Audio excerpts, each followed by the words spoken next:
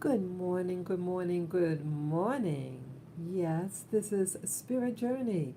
Good morning to this wonderful June 3rd, 2021 day, and the time is now about 7:26 a.m. in the morning.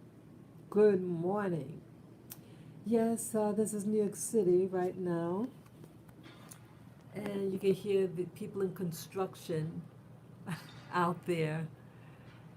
Yeah, you can hear them.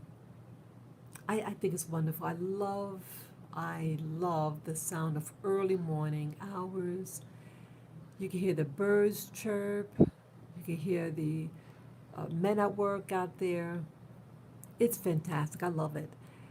The weather, okay, overcast, nice cool breeze. It feels like in the 60s. Yeah, you would definitely need a sweater, but it feels wonderful. It's good. It's really nice. You've dressed comfortably. You know, you should be good. And yeah, when the sun comes out, it really does warm up. Yeah.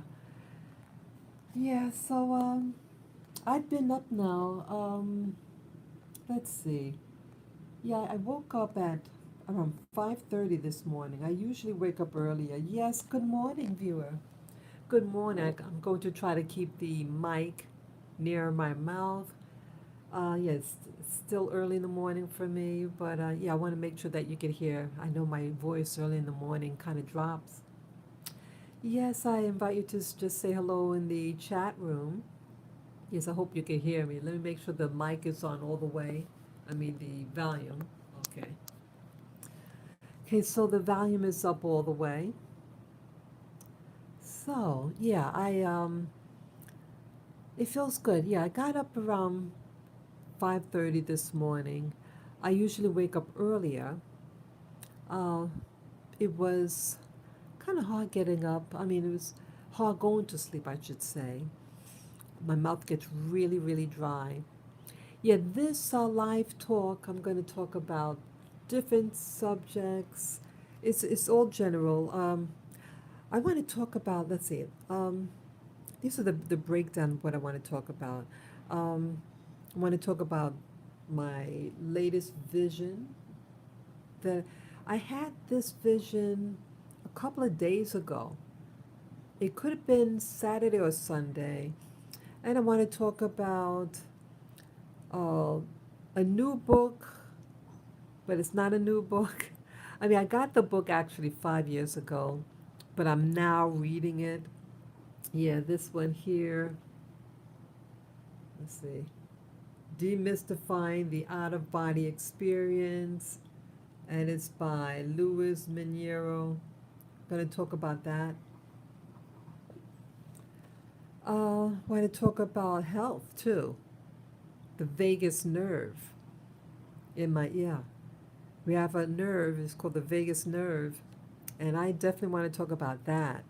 Yeah, yeah, I've been having problems with my neck, and it's also responsible. Yeah, I have neck pain and vertigo and dizzy spells, and I think it's actually attributed to the vagus nerve. And why I want to talk about it is because, well, I was just so happened to be on the internet. It was 1 or 2 days ago. Yeah, 2 days ago. And it was very interesting, the info on the vagus nerve. And it could be attributed to different symptoms. And you may interpret it, the symptoms, as something emotional, something, other than the vagus nerve. And remember, some of you, well, I had to go to the ER on the 20th of last month in May because I had a vertigo, which I've had many times, but also that I thought I was going to black out. So I said, let me just go get it checked. So that was a whole drama in itself. And again, I'm a veteran, and some of the things that It just goes to show that you have to be on top of it, meaning the individual. I have to be on top of my health. I cannot rely on anybody for my health. I mean, you have to be almost like your primary care physician. Get information so you know what to ask your doctor about, or what type of test to check, possibly. Um, but yeah, so I want to talk about all these different things. And my time in Brooklyn. Yeah. Wow, I'm feeling a little dizzy right now. Wow. Wow, I just got a little dizzy there. Yeah, in the head. Again, I'm kind of moving. Wow, let me put my, wow, that was something. Just got dizzy a little bit. Mm, I'm pretty sure it's the vagus nerve. Boy, that surprised me. Yeah, my neck, it might have been tension in my neck there. Yeah, just put down the iPad. Ooh, just have my head pointing downward right now. Wow, that was something there. And my ear, my left ear has a slight humming noise. Yeah, that happened earlier, yesterday and the day before. Yes. How you doing, cheeseburger? Yes. Good morning. Yeah, we need the sun. Yeah, I'm just getting started. I was just going over just a general run what subject's going to talk about. As you see in the title, it's going to be general topics, and I'm going to talk about health. And it's so when I was talking about health and everything, my I started to get dizzy. Yeah, it's something with my neck. I'm pretty sure. Wow, wow, wow. I didn't expect that to happen. Yeah, I had the iPad up like this, and maybe the position my neck got stiff or something. Wow. Ooh, well, yeah, okay. I was just getting dizzy there. Not the, not the room wasn't spinning. I just felt lightheaded or something, but not the room spinning. Okay. Wow. Yeah, I have to, yeah, make some phone calls today then. Um, yeah, I have an appointment. Since, let me talk about my health. Um, yeah, as I mentioned earlier, um, I get dizzy spells sometimes, something with my neck. And I got on it, well, um, about 2 days ago, I found a video, and it was about the vagus nerve. And the vagus nerve can give you, when there's trouble with the vagus nerve, and when your neck, the cervical neck, portion of the neck, that's like the top part, the C1, C2, um, when when it's compromised, the stability of those vertebrae in that region, it could, I guess, put pressure on the vagus nerve or something. And they said the vagus nerve sends out impulses to various part of the body, and that it could give you symptoms like a rapid heartbeat. I've heard that the bee gives people migraine. Oh, thank you for sharing that. Yeah, I'm just reading your note. Yeah, uh, Cheeseburger says, I hear of the B4 gives people migraines too sometimes. Okay, thank you for sharing that. Yeah, this is very important because, yeah, because I was just feeling dizzy a moment ago, just a second ago, right in my skull. And here I'm sitting in bed, not really doing anything, um, but my head might have been slightly up, but and I started feeling dizzy. So I want to, I got to be really careful. Yeah, I want to keep my head pointing downward. It seems like when my neck is slightly propped up, that causes a problem with me. And um, this video that I was watching, I just watched a portion of it, yeah, 2 nights ago, and I was really excited watching it, really excited, because it was giving symptoms that could could be due, what's happening with me. And you might just think it's something emotional, whatever, but no, it's physiological. And again, I repeat, I am a veteran, and it seems like doctors could have, when they see patients, and again, I'm a veteran, and I go to the VA hospital, and I think when they see a vet, they think everything is psychological. See, that's what they really think of us.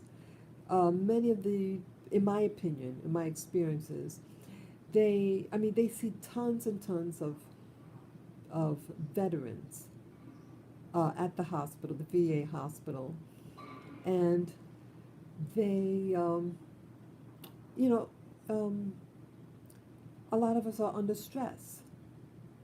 And so they want to attribute any little thing that happens to us as being psychological, and women as well. If you're a woman, oh, everything's psychological.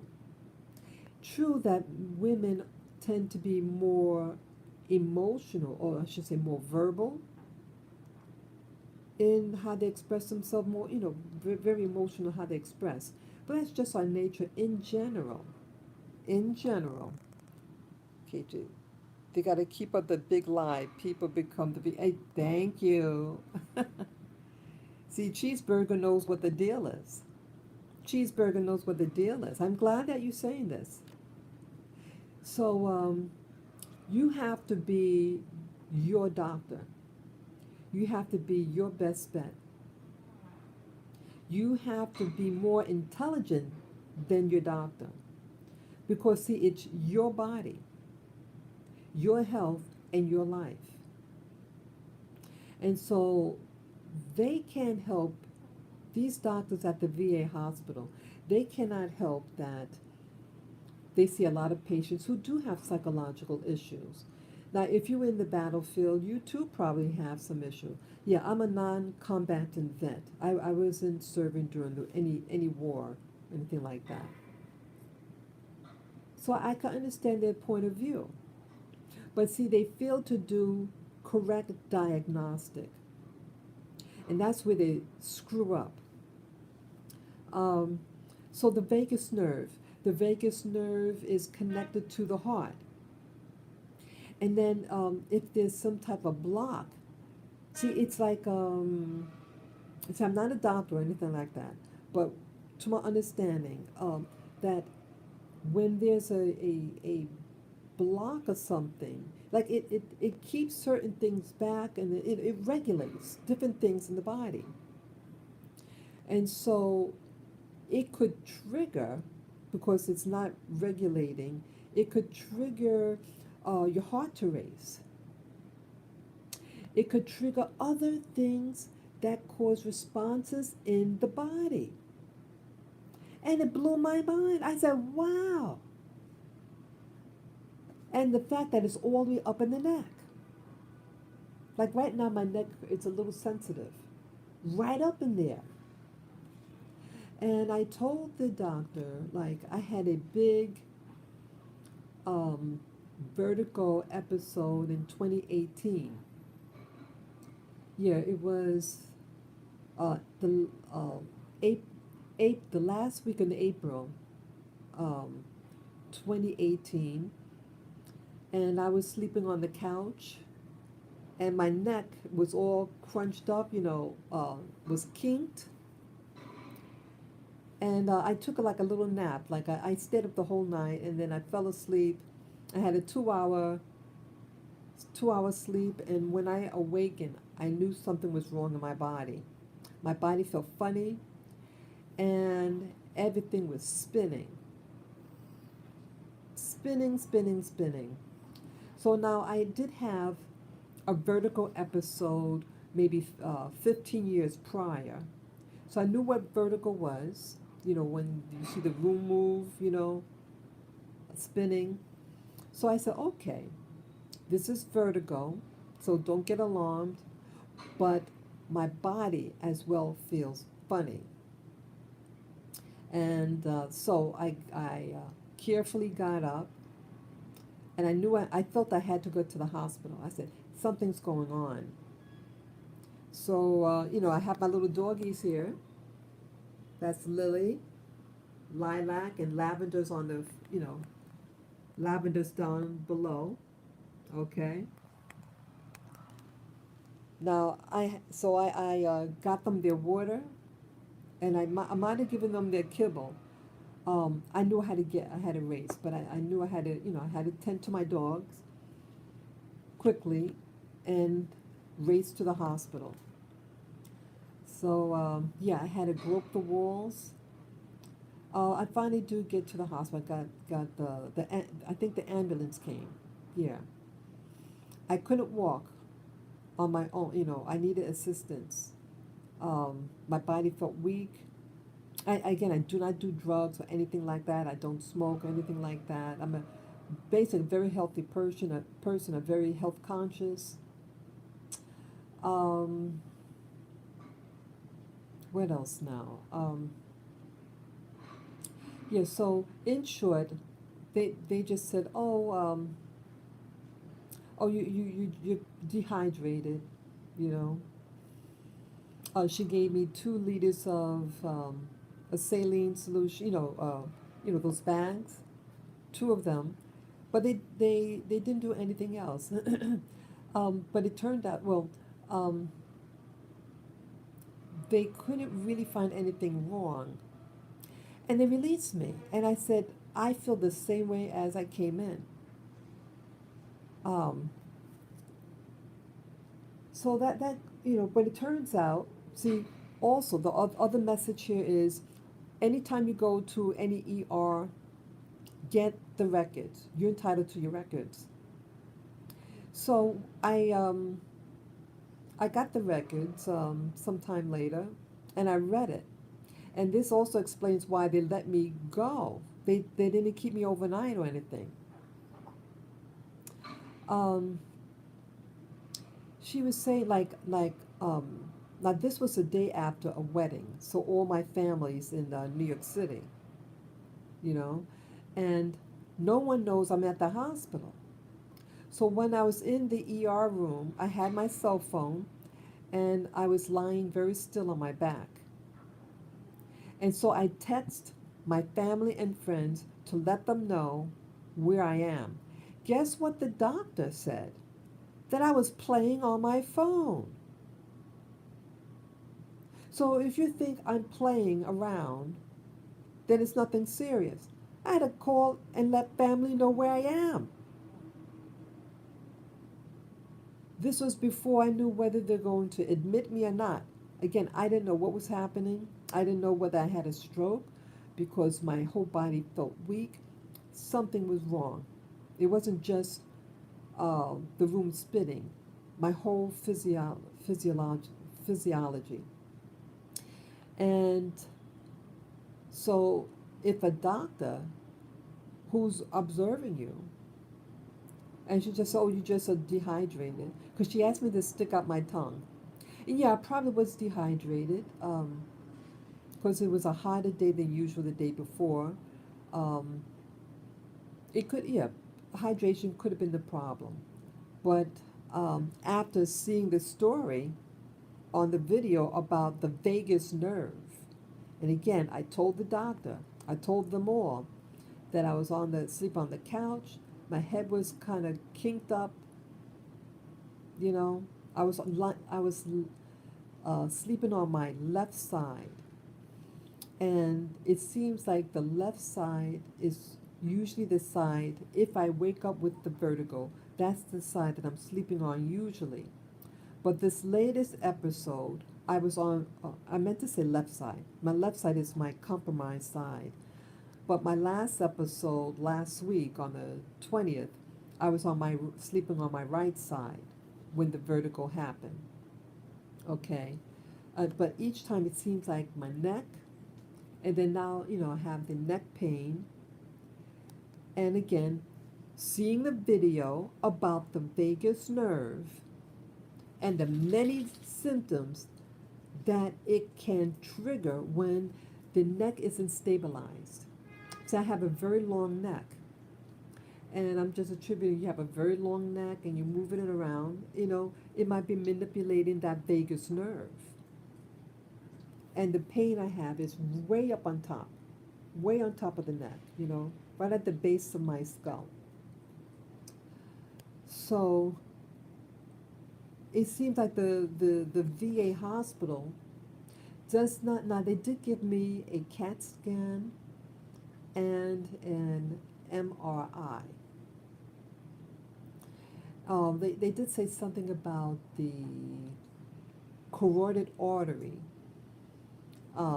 that they said maybe 5% block. Now, 5% blockage would not attribute to all the symptoms I have. I said, I don't think that is the cause. See, they just want to dismiss you.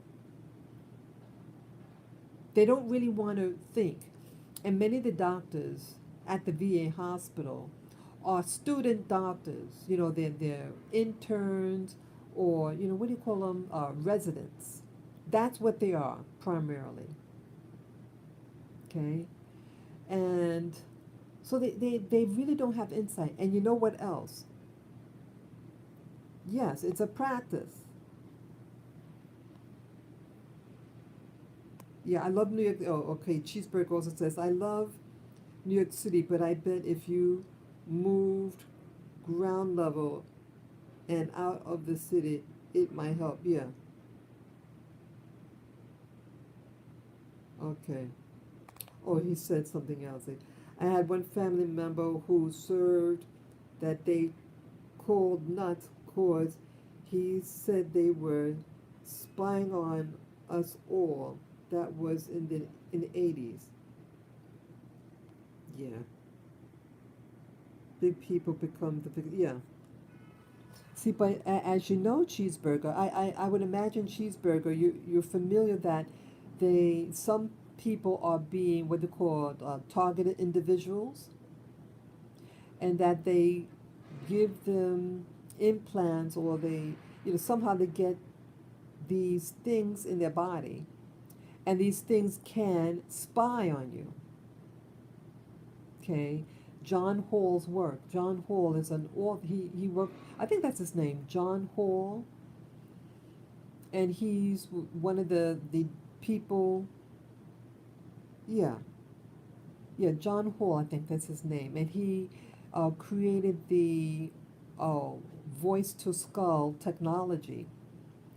They could project someone else's voice in your head. It uses microwave to do that. There are a lot of technologies out there. And how are the government going to utilize this new technology? They experiment on the veterans. They experiment with the recruits. Okay? So again, I do have a very long neck, and the neck was propped up on a pillow, and yeah. So it's hurting right now, my neck. And again, I was just feeling real lightheaded a moment ago. I bet it's the vagus nerve. Something. So even though I did get tested, they took the X-ray. Oh, what do you call it? The MRI and the CAT scan, but the CAT scan didn't come out clear. There was movement, so whether it was me that was moving or whatever, so it didn't come out clear, and that's why they initially said they're going to give me a second CAT scan. But they couldn't find really anything wrong. But my carotid artery on the right side seems a little bigger, and so they thought maybe it was a potential aneurysm. Okay.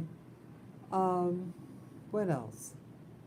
So, You have to really be on top of it. And my seeing the video about the vagus nerve, let me just see any, yeah, about the vagus nerve, just had me thinking. So, because I may um, go back to the doctor. Yeah, I want to get a, yeah, oh, let me tell, okay. I'm supposed to get a second opinion. They set up my appointment for next month. And I said, well, um, if your appointment is over a month long away, you as a vet have a right to see someone sooner. And so I went to the vet representative, veterans advocate, and told them that according to the new law, you could request um, to see a physician, a private physician. And so since last week, yeah, so I did that last week when I got out of the after my stay at the hospital.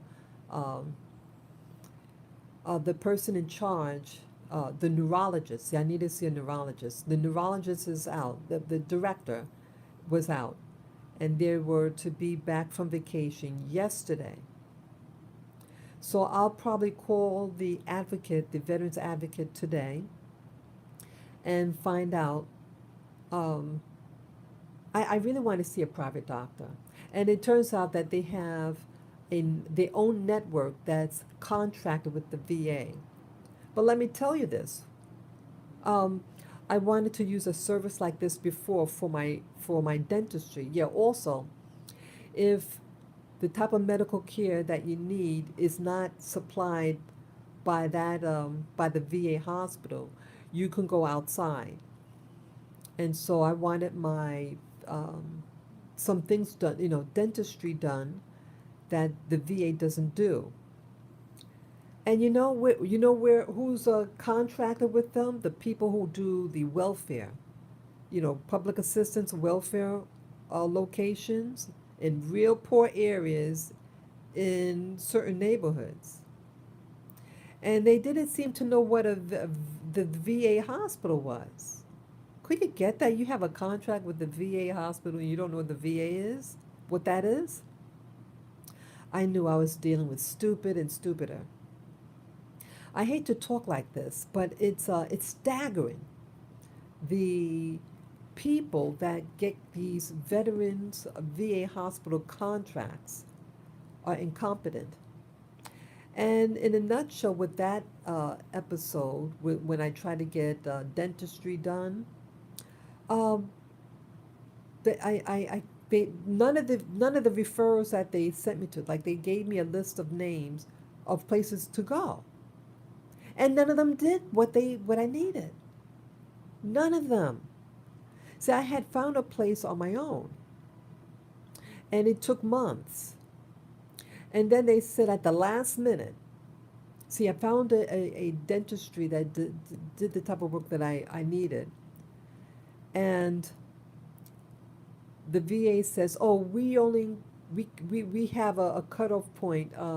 They said, we only pay so much.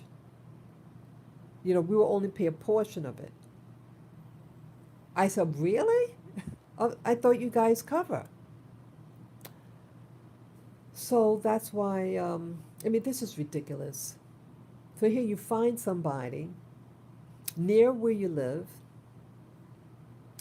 So they want me to go to some other location, and they didn't do it. Then I said, I'm sorry, I contacted all the referrals that you gave me, and they don't do it. They don't do it. And so then she gives me some place out in New Jersey. Hello. Hello out there. So I just said, screw this. I didn't get anything done.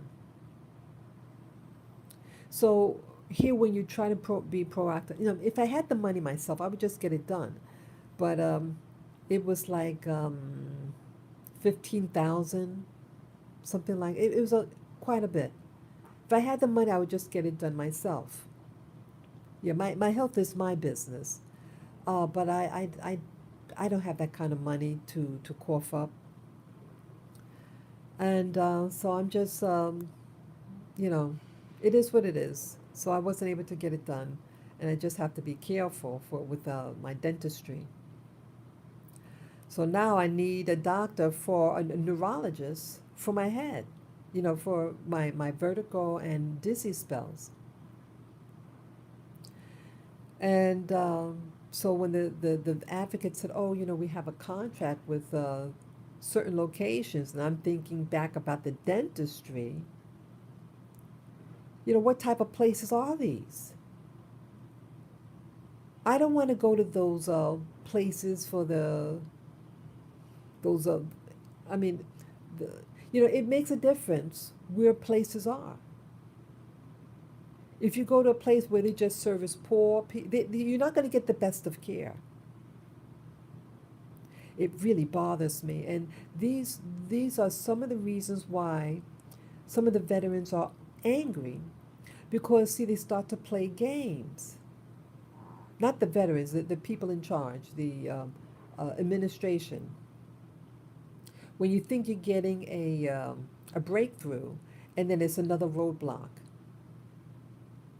They spend billions of dollars on war, but here, when you have veterans who need excellent medical care, they trivialize us. So, my health is my business, and when I saw the video about the vagus nerve endings, and I said, oh my goodness, this, I believe, is what my problem is. And it can give you a whole slew of symptoms. And you might think it's something psychological. That's what they want you to think. Or it's all in your head, it's your imagination. If they can't see an obvious break in your neck or blood gushing out, their ability to problem solve is lacking. So I thought that was a very important message to give out. Very important. So any of you have these weird symptoms, dizziness, and it's something with your neck. If you see that you have pain in the neck, it's stiff, and the symptoms seem to come about after you're moving your neck or something, or you're getting up in the morning, your head's on a pillow, and perhaps you can go to your doctor and have them inquire about the vagus nerve and getting your neck stabilized. My neck is not stabilized. That's what it's saying. I have a pain in my neck, and this could be putting pressure on the vagus nerve, and it can give you symptoms like your heart could flutter. And let's say you're meditating, and sometimes when I'm in what they call mindfulness, I have my head slightly tilting upward.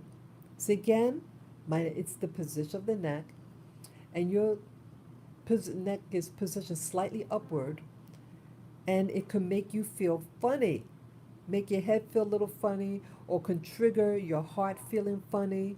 These are symptoms that the vagus nerve can influence. And you just think it's something psychological. Um, yeah, my neck also is getting tight. The muscles around the neck getting tight. This also, perhaps this also is attributed to the vagus nerve, or trigger an anxiety attack, right? So people, if you have a problem with the neck, perhaps it's something with the vagus nerve. Have them do tests regarding the vagus nerve. Have them try, how to stabilize a neck that is compromised of this vagus nerve. Yeah, so I have to do my homework.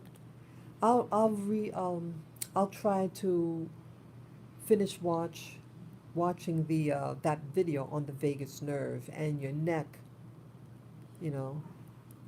So that was that. Yeah, the next thing I want to talk about, I want to talk about my day in Brooklyn. Yeah, Brooklyn is one of the boroughs. Sorry, let me move the thing. It's one of the five boroughs, and I had to bring my little doggie, this one here. Yeah, she's sleepy. Yeah, hey, good morning, good morning, good morning, people. Yeah, good morning. Yes, if I didn't see your hello response, your hello, hello, hello. Yes. So, yeah, I just finished talking about my vagus nerve and the symptoms that a compromised vagus nerve could result in. And now I want to talk about my time in Brooklyn yesterday.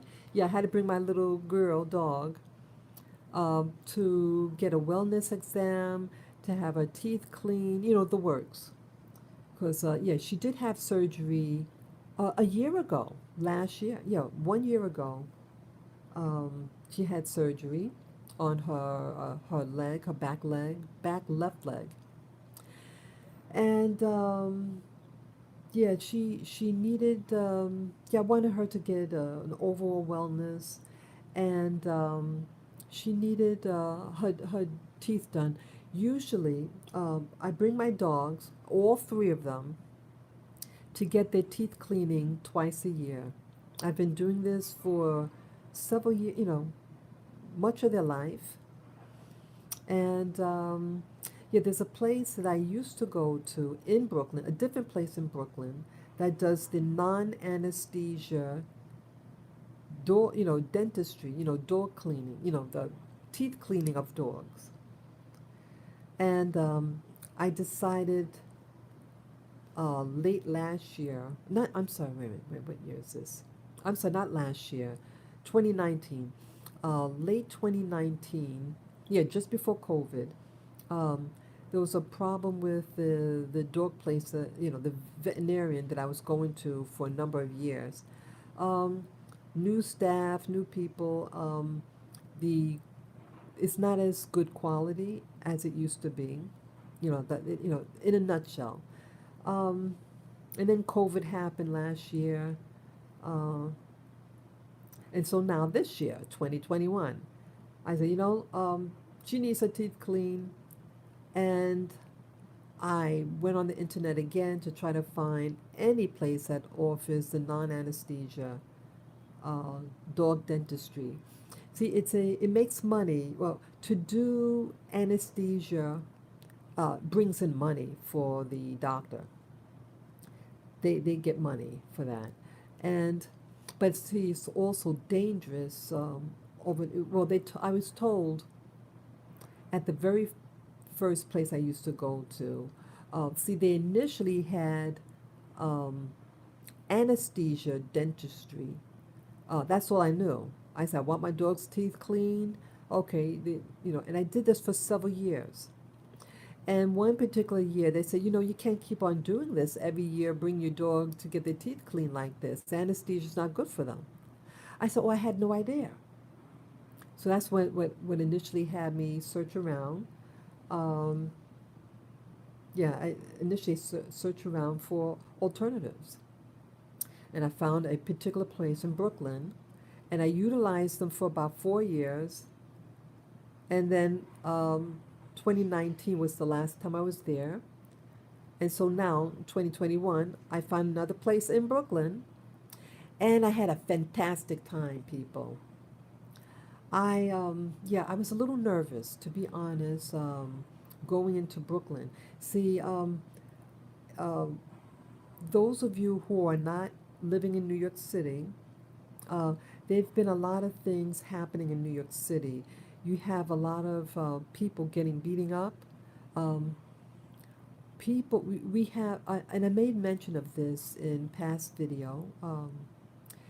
You have um, a surge of homelessness.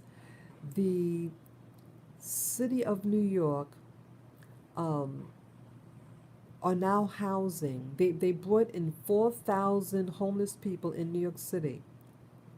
Well, they didn't specify if it's just New York City. They just said that they brought in 4,000 people who became homeless, and they set them up in hotels that the city bought. Well, Not everybody who's homeless. See, some people are just, they don't have a place to live, so they're homeless. But some people, and many of these people are mental. And these people some of these people, not all, some of these people are violent and are beating up the elderly. You heard me right. You heard me right, people. You heard me right. They are, and thank you for the thumbs up. They are beating up the elderly, oh, and elderly Asian people, like people who look East Asian, like from China, places like that, Filipino. Well, near where I live, a homeless guy, um, and some people you cannot tell that they got a problem. Like he was dressed so-called normal, but his mind wasn't normal, and he savagely beat up a 65-year-old Filipino woman. And the Filipinos are very friendly. At least I find them very friendly overall. She survived the attack, but the guy, let me tell you this. This guy, he was either 16 or 19 years of age at the time when he got arrested. Um, he killed his own mother, his biological mother. He murdered, he murdered his own biological mother. And he did 16 years prison time, and then they released him. Hello, you think you murdered your own mother? And I think he recently got out. And then you go on to savagely beat another woman. He has a problem with women. And there were other things. I saw over YouTube another person savagely punched in the face, and an elderly Asian woman with groceries in her hand. And this man was in Chinatown. He went into their neighborhood. This this derelict. He was, I think, hospitalized before. Yeah, he has a history of violence. Middle-aged looking guy, and he punched so hard this lady in the face, and she fell unconscious. He went into their neighborhood in Chinatown in New York City to do this. Could you believe that, people? Could you believe that? Yeah, it's really upsetting. Oh, okay. I'm sorry. I was nervous about going to Brooklyn. Um, there were several shootings in Brooklyn. So there were shootings all over New York City this past Memorial Day. You had about 6 shootings all over the city, including Brooklyn. And I was afraid to take the subway. So I do decide to go, and it was positive. Yeah, I'd say that right up front. It was very, very positive. I got the instructions how to get there, and it was pretty straightforward. And I had my little girl with me, my little dog, going to the veterinarian hospital for dogs. For pets, I should say. And the people were very friendly. Yeah, I get out of the subway and I'm walking, and people look and they not said hello. I said to myself, "Wow, this is a friendly neighbor." Yeah, they were friendly. The area is not the most attractive. It looked a little rundown, and I was wondering, did I get off the right stop? It did look kind of spooky. A lot of industrial, like an industrial park, whatever. A lot of gravel all over the place, but they were friendly. Yeah, and then I find the dog place, and I met some interesting people. Yeah, they had two, because of the COVID, they don't allow people inside the hospital. So they had the two chairs outside of the door, and there was this construction going on. But yeah, so my dog got her teeth cleaned. Um, the lady was really nice. The dental hygienist for your dog, very friendly. They cut my dog's nails. They said, "Wow, your dog's nails were long," but we cut it and we smoothed it out and everything. And they showed me the teeth. Yeah, she was proud of her work. Yeah, I was like, wow. Yeah, and while I was waiting to get my dog, it took them like an hour. Yeah, they got all their shots and all that. Um, I met a person there, another woman, and she had her dog. Yeah, she was waiting for her dog to get checked. Yeah, let me tell you this. She was, yeah, she lives in Brooklyn, this person. And I've heard of the neighborhood. I forget the name of the area. It's East something. I forget. But it is a high crime area where she lives.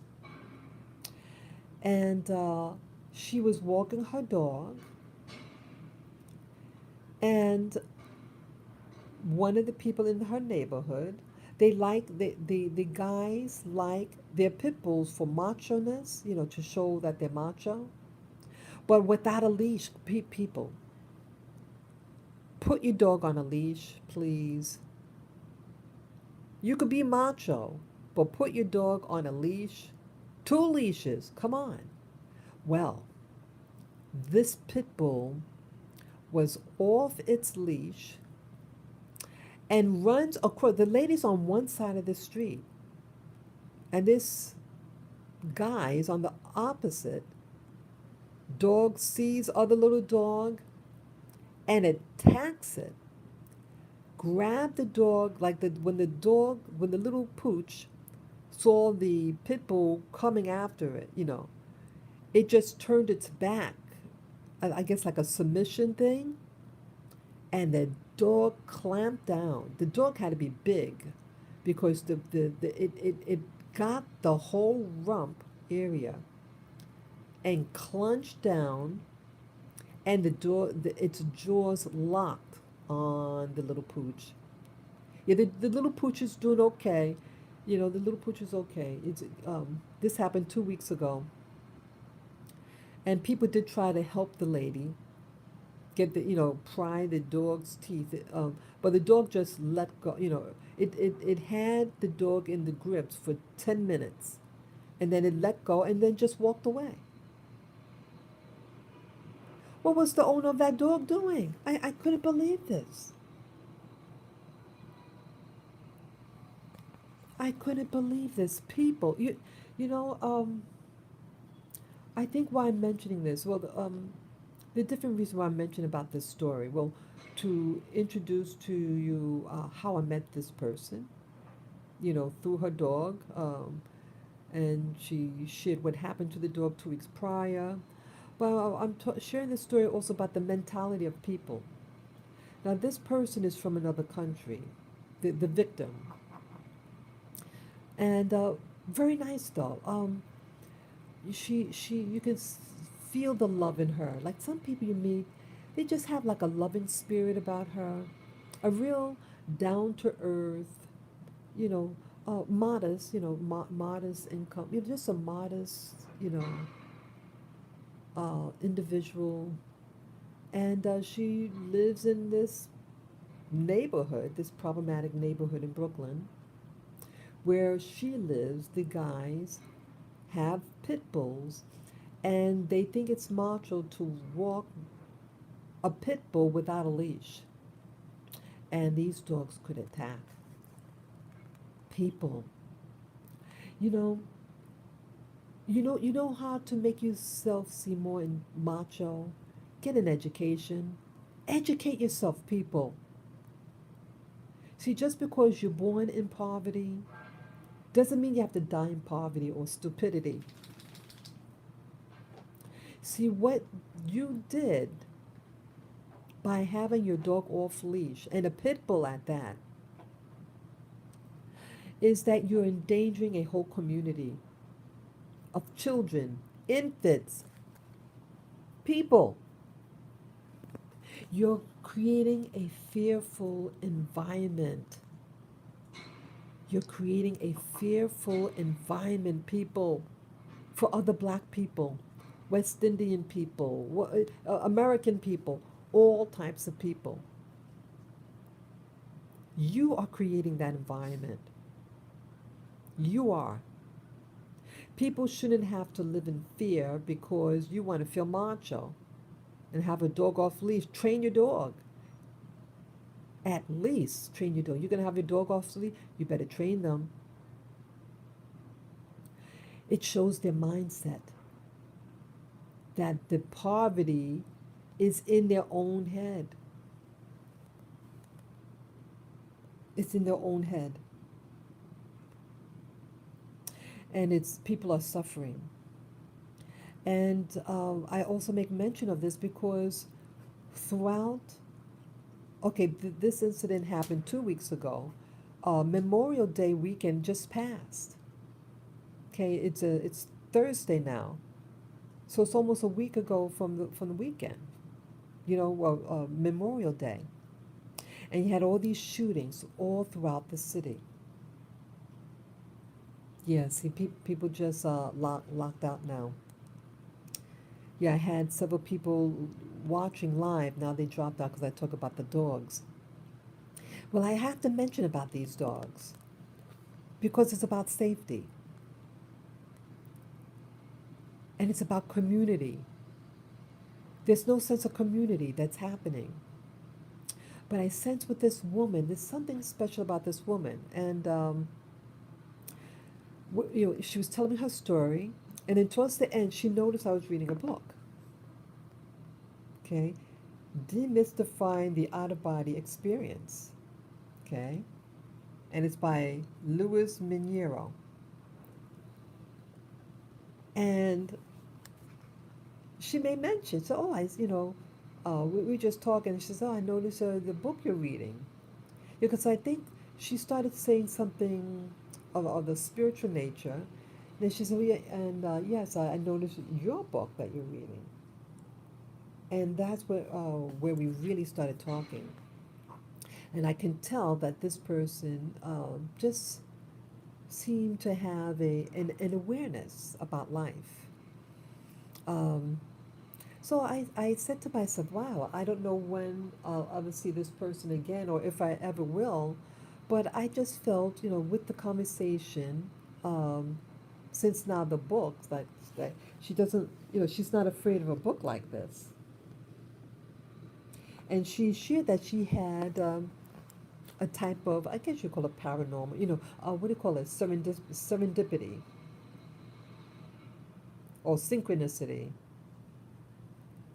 And she was able to relate to the topic. I told her it's a fantastic book. And she started sharing with me some of her experiences. So I said to myself, I don't know if or ever I'll meet somebody else like that. I said, hey, let me offer her my telephone number. I just felt comfortable to give her my telephone number. I said, hey, let me give you my telephone number. I like to keep in contact. So she says, oh, and I took out my cell phone.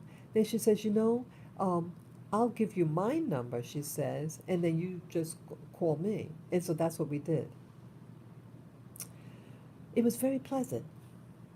And I am hoping to really expand about this spirituality, this awareness of different realities out there. And that's what I'm hoping with this person. It's good to venture out, you know, on your own, but it's nice when you're able to talk to other people about your experiences or things you read and things like that to bounce ideas with. And this book, okay, This book here, I got this book actually January of 2016, so it's over 5 years ago, and it was pretty much in pristine condition. Okay, I didn't read it. I might have read just 1 or 2 pages. Okay, this is how thick it is. It's like a textbook. And yes, I just spilled something on it. Yeah, sorry about that. Yeah, I spilled something. I fell asleep. I was reading it, and I had a drink, some water, my time. What do you call it? My turmeric and thing, beverage, and it's tipped over. Yeah, this book is exciting. I'm on chapter 2, and it talks about what this book is about: how to astral project. Yes, yes. Yeah, I went to the IAC a couple of years, back then in 2016. That was really like um, I had a paradigm shift, and I was exploring. My paradigm shift started in the end of 2014. Yeah, it was the end of 2014, in December 2014. And so really from 2015 on, I've been actively, trying to think outside of the box. And I found over the internet about astral projection, and there was a place near where I live that taught this. So I went. Yes, I did. I was scared. I mean, that was almost 5.5 years ago. I was very fearful because, I mean, I was still, I mean, if you're living in, um, if you had a mindset and you're just on your new journey, it takes a while for you to really um, get out of your old self and really, learn to let go of fear, of the unknown. And I was timid. I was yeah, I was still a Christian back then.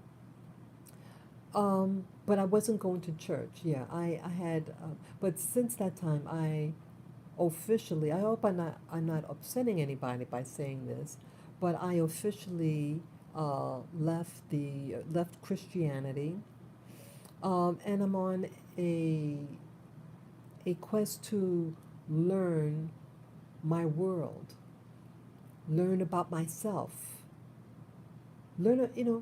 just learning about my vagus nerve and how it could affect your whole body, how you think even. Yeah, it's about knowing yourself. I didn't know myself, and I'm still learning. I'm a babe in the wood. I'm a what do you call it? Um, uh, I'm learning. I'm in progress. I'm a child in progress. Developing, and it's time for all of us. When the time hits, you know, everybody has their own time when the door opens and you want to get out of your old thinking. See, I was raised, my whole adult life was that of a Christian, the institution of Christianity. I was a churchgoer.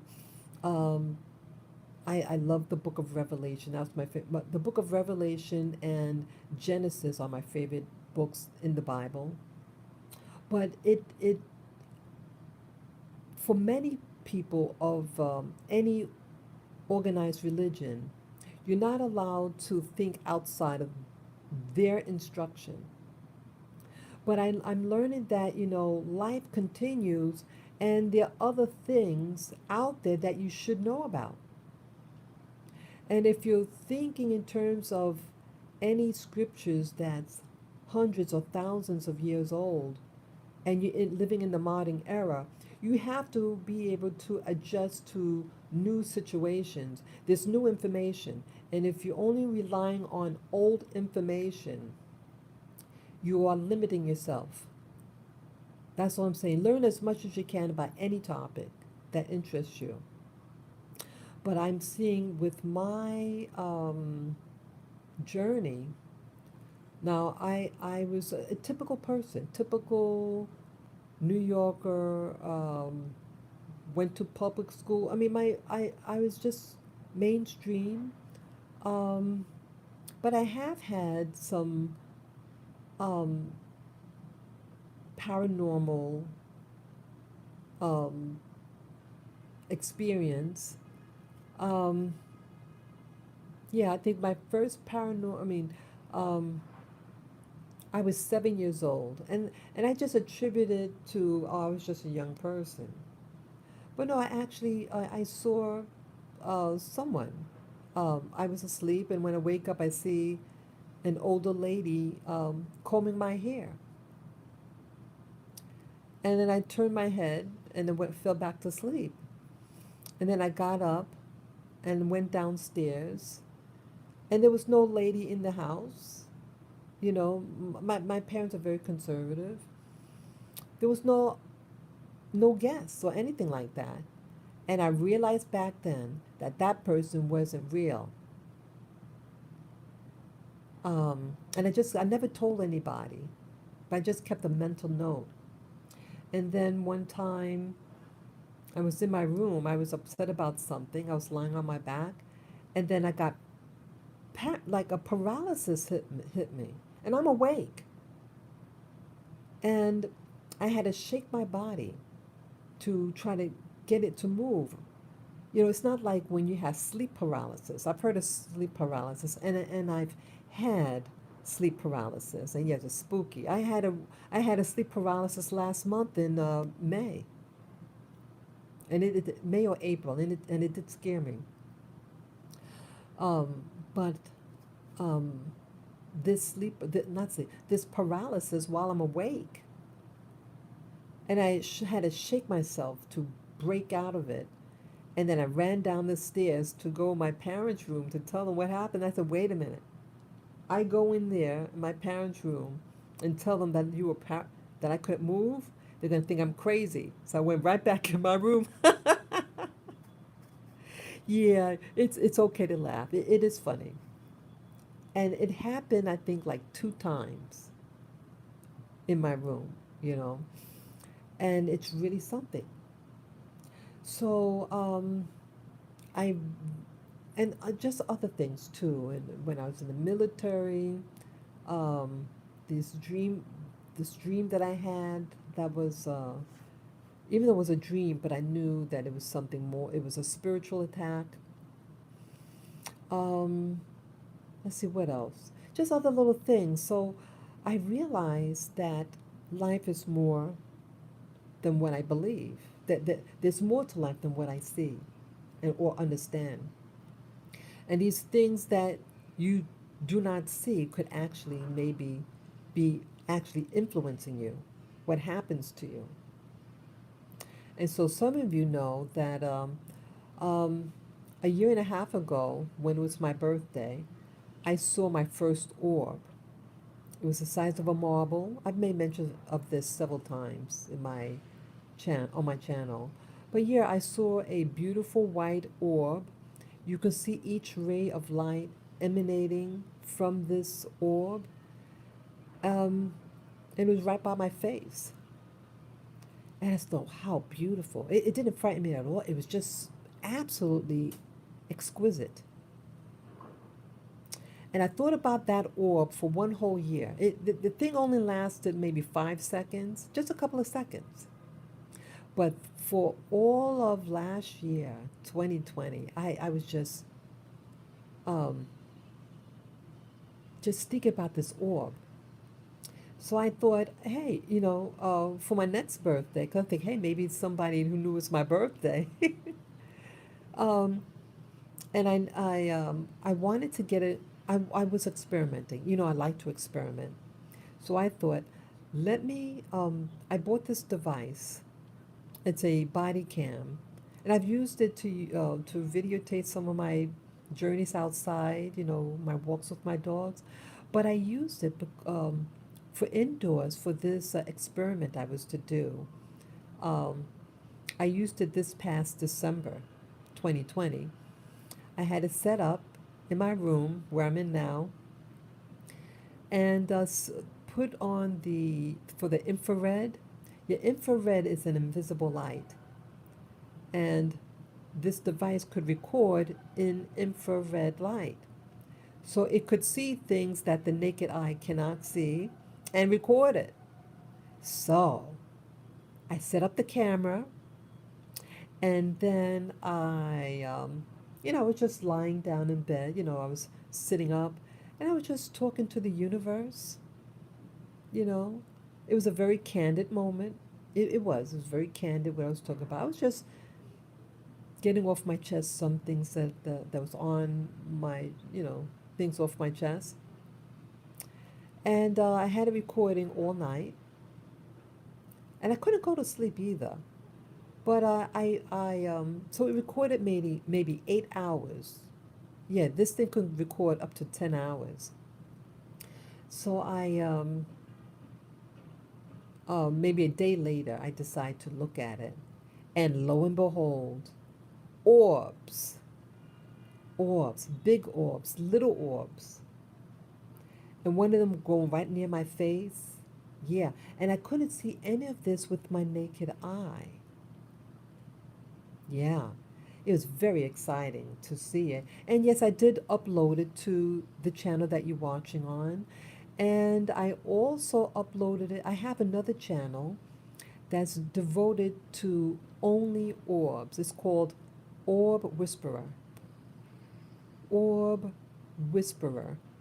And so, any of you who want to just take a look at some of my videos, I have several videos up there um, on the orbs that I videotape using my infrared camera, my body cam, and my new camera.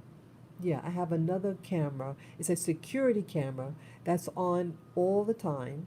It's on right now, and it allows you to record snippets, to download snippets of the security camera video onto your device. And then later on, you can upload it, you know.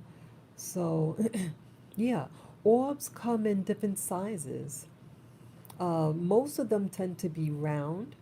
They could be like a football size or the size of a marble or a grape. But I recently have been seeing other shapes. I saw one that looked like a rod shape. Yeah, I saw two of them, almost like lint, like a giant lint thing, like a strand floating, and it doesn't move the same way. It seems denser, like it moves more clumsily. I hate to say it like that. It doesn't move as graceful as the round ones. Yeah. And then I saw another one that kind of had like a spiky type of look, kind of different. Yeah, and they move more erratic also. But yeah, most of the orbs tend to be round. They could be, some of them, the color could be more intense, or sometimes they're grainy looking, but it's all caught on camera. And I shared that information with a relative that I know. And they shared with me about a week or so ago. They had set up a security camera in their one in a part of I think it was their basement. And then he went to review it, and he shared with me that they found orbs on the camera. It was a cluster of them, they told me.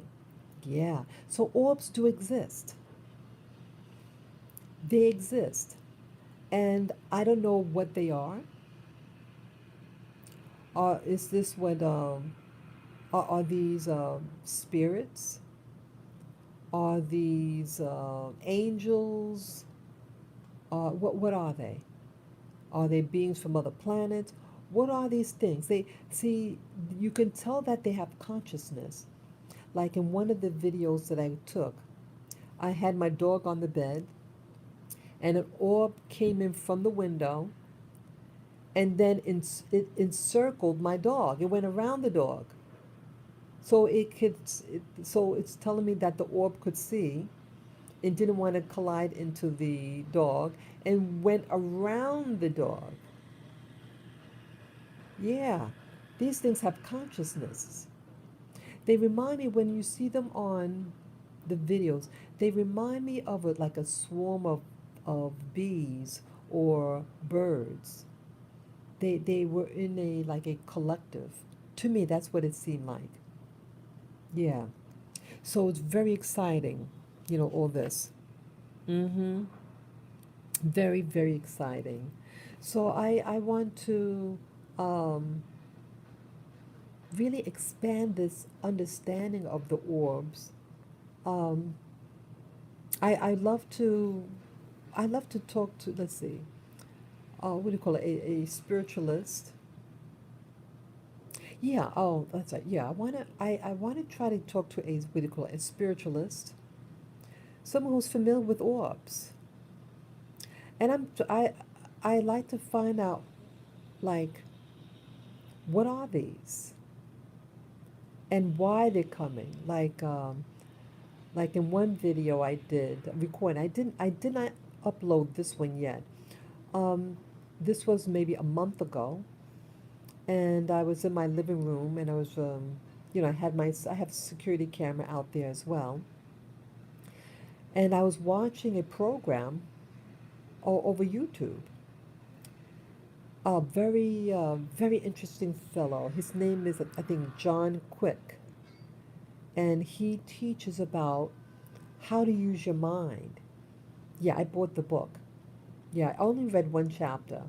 Um, yeah, I definitely want to read. Yeah, I actually bought the book on how to improve my reading speed.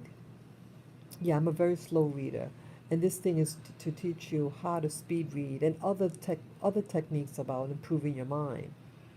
And as this thing is playing on the computer, a whole swarm of orbs invade my room, the living room. It looked like chaos.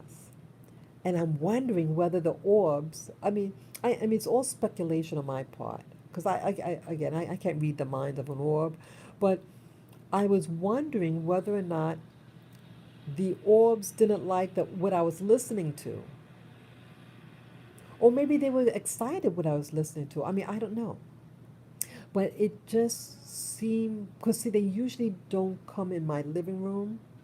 Most of my orb activity are orbs that come into my bedroom. That's where I normally sleep.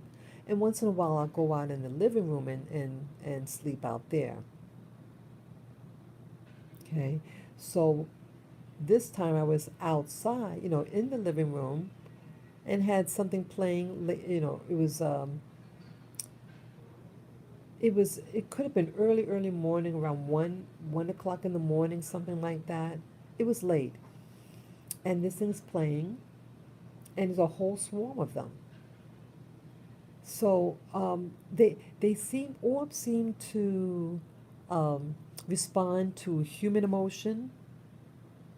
Uh, yeah, definitely human emotion and human activity. So like, you could be asleep the whole night and no registry of orbs, if any, just one or two. But upon getting up, when I'm about to get up or just get out of bed, boom, a whole slew of orbs come in the room. Yeah. So it's interesting that somehow they when I get up, they want to get up. They become alive and active, and they come in the room. And I wanted to research, why is this. So it's never something 100%. Like, um, see what I'm speculating, that see these orbs, and maybe they're all different types of orbs, in their um, what they specialize in. Um, I'm speculating that that some of them need energy, and some of them feed off of human emotion, and maybe, and I have dogs, and I have a wee wee pad outside. So if outside of my near the bathroom, I have a wee wee pad set up, and every day I clean it. And I noticed that at least at one time when I got up, because the first thing I do when I get up, I clean the wee wee pad. And so I was wondering not whether they are attached to the wee wee pad. See, I'm speculating that everything needs energy to live, even non mortals, energy bodies need energy. And so I was thinking that maybe they're living off, some of them may be attracted to the wee wee pad, because I noticed when I had gone out to clean clean it, that's when they came out. So I don't know. Um, are they being released or are they coming to? That I can't tell. Yeah. So um, so sometimes it happens, but not all the time. But definitely when they seem to pop up when um, I want to get out of bed, or I was like, remember I was getting up early in the morning to get my dogs ready to go on our pack walk. Yeah, remember remember in April I was doing my early morning pack walk. I would leave the house at 6 o'clock in the morning or 7 o'clock in the morning, and I had the camera on, and all of these orbs came out as if it wanted to go walking with us. I kid you not. It's really, really interesting, people, that life is more than this 3D world. There are other um, consciousness out there, okay? And that's what I want to investigate. And this book, as I said, could help me in achieving that. And what's also interesting about this book, um, everything is energy. And it was a concept that it was made mention of this book that the author was talking about. Um, oh, I can't remember now, but it had to do with energy, and that it's it's um, it's reliant on um, energy. Oh God, I wish I could remember, but it was just really this book. It I mean, you have to read it, and I think it really explains, in short, what some of the things that could have been happening to me. Okay, like I'm starting to remember a little bit. Um, I've made mention about my visions, okay, and everything requires energy, and like the outer body, the astral projection. Um, like some people might get out of their body, but they're not able to maintain it, and then they come right back in the body, and they may mention that it requires energy. And so it's more than just initiating the out of body experience in the form of astral projection. You have to maintain it, the energy. It requires energy. And they teach you in this book how to maintain the energy. So when when I was reading it, I said to myself, yes, that's what's happened. Like, remember in many of my videos where I discuss about my vision, and I will talk about the vision that I saw a couple of days ago, that I'm only able to see the vision for a couple of seconds. And there was a movie that I saw called Payday with Ben Affleck. Payday. Go see the movie. It's a fun movie. It came out some time ago, but it it talks about, it's about he made a time machine. But what I noticed about the time machine, it required a lot of energy. And you know that machine in Switzerland called CERN's? CERN's also is a portal that was built. It's a humongous facility. And they believe it's a portal, used for a portal in out of this dimension use. But it requires a lot of energy. Yeah, see, so the theme is that any four-dimensional, when you go in the astral world, anything outside of the three-dimensional world, to do that requires energy. And so when I have my visions and my morning visions, and for those of you who are new, who are watching this video in my channel for the first time, I made mention of it many, many times that I shared.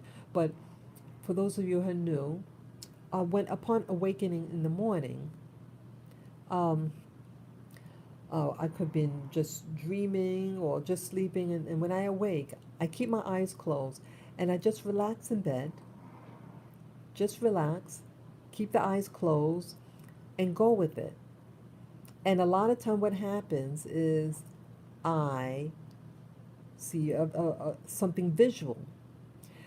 I could be seeing things in another location. I've seen people, animals, plants, monuments, places that I've never been to. I never get any audio, never any audio. Um, but it's amazing. And when this occurs, I only see it for a couple of seconds. And that's it. And this book here, is really explaining indirectly because the science is there. The science of this book, it's in it, and it's really indirectly telling you energy. For you to do meditation, you have to have an energy source. And for you to see uh, in the other dimensions, you require energy. And so that's what I found that was very, very interesting. And I mean, the class that I went to 5.5 years ago, they showed you they had a practical class. Yeah, it was each class 6 hours. I think it was 6 hours long. It was for the weekend, and it lasted for a couple of weeks. I forget how long. It could have been 6 weeks or a month, but it was fantastic. And they show certain techniques, how what they call move your energy. Um, yeah, I think I almost got out of my body. I know this sounds so bizarre, but it's a science. This is a science. You have scientists who study astral projection. You have governments that's that teach this, that use it. Yes, you can move your consciousness to another location. You can move your astral, what you call your astral body, to another location. Amazing. It is amazing. And so I want to read the book and refresh my memory about moving my energy and perfecting this ability if I want to, what they call astral project. With me, I just want to, I think what I'm doing, I'm moving my, what they call my mental body. The different aspects of your body. There's, your physical body, and then there's the energy body, and then there's he called the mental body, and then uh, I think he called it the intellectual body.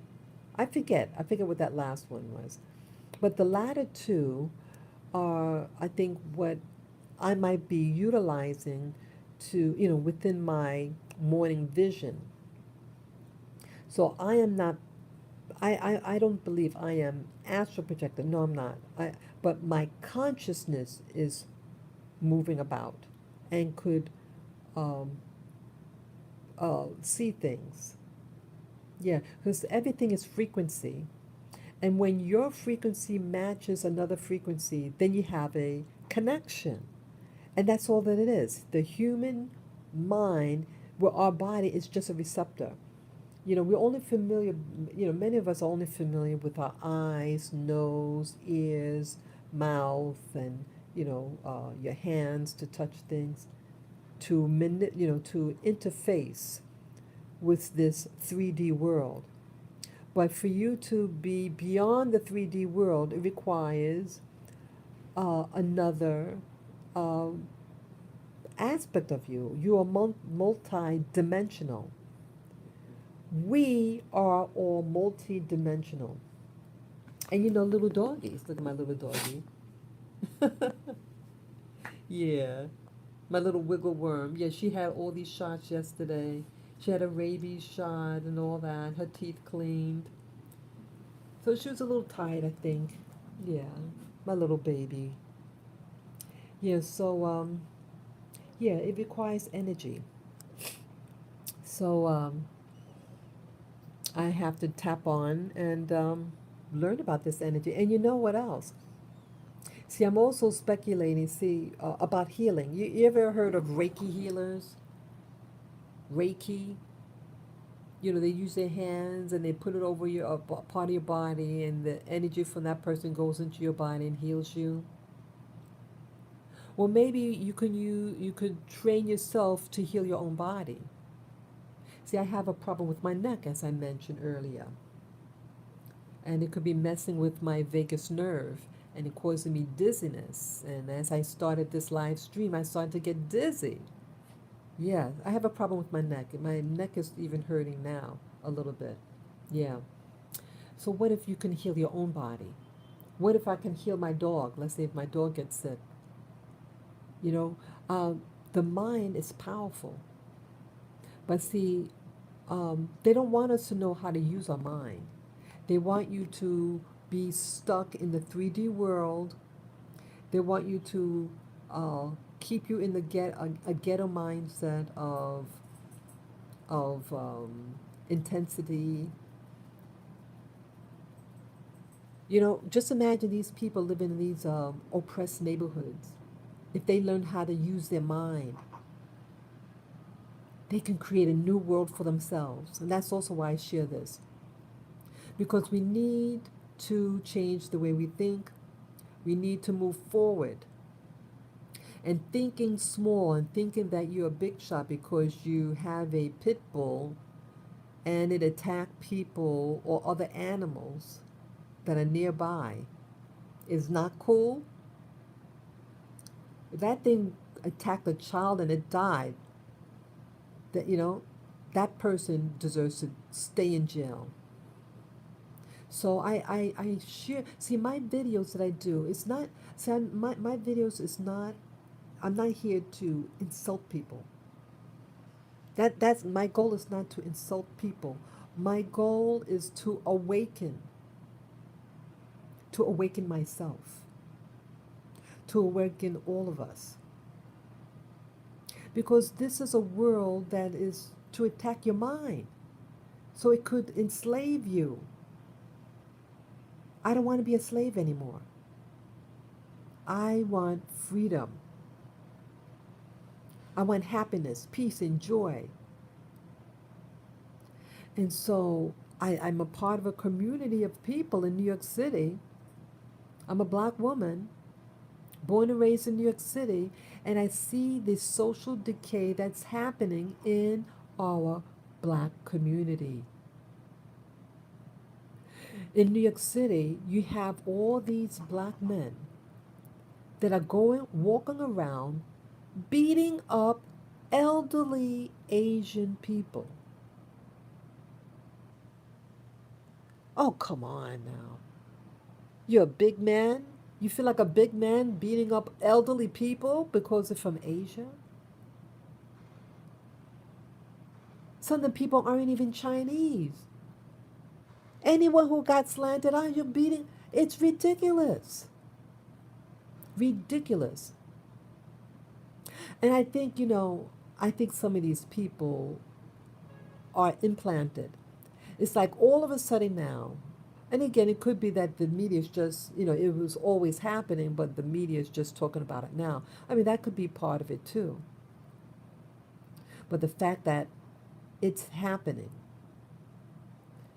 and to do that, you know, what makes someone do something like this? And they even went into their neighborhood. The latest attack that I saw just yesterday over YouTube, the man was in Chinatown and went and punched a, an older lady with groceries and carrying both in her hands, so she doesn't even have the ability to fight back, and punches her so hard in the face. I couldn't believe it. And she collapsed and passed out. I hope she's okay. Oh, they did capture the guy. The guy's a mental. He has a history of hurting people. I'm really wondering whether these people are being triggered by vaccines. Are they being triggered by implants? Are these veterans that have implantables in them?